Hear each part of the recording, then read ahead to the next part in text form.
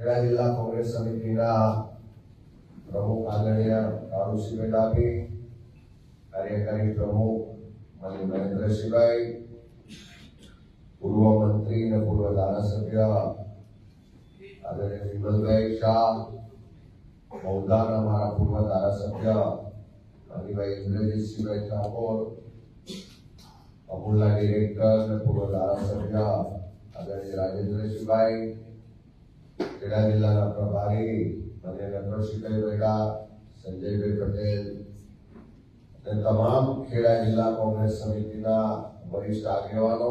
અને સૌ પત્રકાર ભાઈઓ બહેનોનું હાર્દિક સ્વાગત કરીએ છીએ. આજે આનંદની વાત છે કે પાયાથી જોડાયેલા, જમીન સાથે જોડાયેલા અને વર્ષો સુધી જેમને જાહેર જીવનમાં કામ કરવાનો અનુભવ છે, કાર્યકરથી લઈ સહકારી ક્ષેત્ર હોય, સ્થાનિક સ્વરાજની સંસ્થાઓ હોય, સંગઠન હોય કે વિધાનસભાની ચૂંટણીઓ સુધીનો ખૂબ બહોળો અનુભવ ધરાવતા એવા ખેડા જિલ્લા મધ્ય ગુજરાતના આગેવાન ભારતસિંહભાઈ પરમાર આજે કોંગ્રેસ પાર્ટીમાં પ્રવેશ લઈ રહ્યા છે. ત્યારે એમનું હાર્દિક સ્વાગત કરીએ છીએ.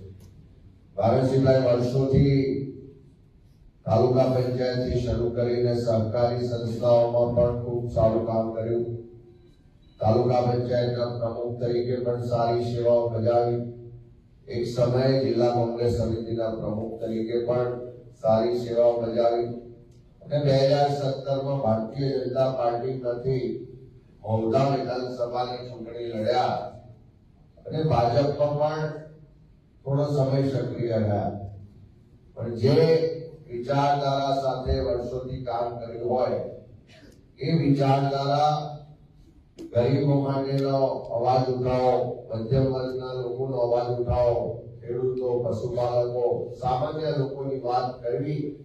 એ ભારતીય જનતા પાર્ટીમાં ક્યાંક ને ક્યાંક એવા લોકોને કામ કરવાની રૂકાવટ પણ ઊભી થાય છે અને એવા લોકોનો જે અવાજ પણ નથી સંભળાતો. અને એના જ કારણે હમણાં જનાક્રોશ યાત્રા દરમિયાન આપ સૌએ જોયું છે કે ખૂબ મોટા પ્રમાણમાં ઉત્તર ગુજરાત હોય, મધ્ય ગુજરાત હોય, દક્ષિણ ગુજરાત હોય, આદિવાસી વિસ્તાર હોય કે હમણાં ગઈકાલે ધોળકા તાલુકામાં પણ લોકો ધીમે ધીમે ભારતીય જનતા પાર્ટીનો સાથ છોડીને કોંગ્રેસ પાર્ટીની સાથે જોડાયેલા છે. આખા ગુજરાતના ગરીબ સામાન્ય લોકોને હવે લાગી રહ્યું છે કે આ સરકાર આપણી નથી અને જે લોકોના મનમાં ગરીબ સામાન્ય લોકો માટેની લાગણી છે, એના માટે કામ કરવાની ધગશ છે, એનો અવાજ કરવાનું, જેમનું નેતૃત્વ કરવાનું કામ છે, એવા લોકો પણ ભારતીય જનતા પાર્ટીમાં હવે ગુંગળામણ અનુભવી રહ્યા છે અને ધીમે ધીમે ફરી પાછી કોંગ્રેસ પાર્ટી સાથે જોડાયેલા છે. આજે આપણે બધા જોઈએ છે કે જે રીતે ગરીબોના ઘરો પર બુલડોઝર ચાલે છે અને એ ભારતીય જનતા પાર્ટીમાં એ સમાજોમાંથી આવનાર આગેવાનો, નેતાઓ છે, પણ એક પણ આગેવાન, એક પણ કાર્યકર એના સામે એક અક્ષર પણ બોલતો નથી. અને એવા સમયમાં ભારતસિંહભાઈને લાગ્યું કે આટલા વર્ષો પહેલા કોંગ્રેસમાં કામ કર્યું પણ ભારતીય જનતા પાર્ટીમાં ગયા પછી ત્યાં ગરીબોનો વાત પણ ઉઠાવી શકાતો નથી, ત્યાં ખેડૂતોની પણ વાત નથી થતી, પશુપાલકોના જે સહકારી સંસ્થા છે એમાં પણ મોટા પાયે ભ્રષ્ટાચાર થઈ ગયા છે. એટલા માટે કે ભારતીય જનતા પાર્ટી છોડીને ફરી પાછા કોંગ્રેસમાં જોડાયા છે ત્યારે અમે હાર્દિક સ્વાગત કરીએ છીએ. આજે આપ જોઈ શકો છો કે ભલે ચૂંટણીઓ સામે લડ્યા હોય પણ ફરી પાછા ભેગા થઈ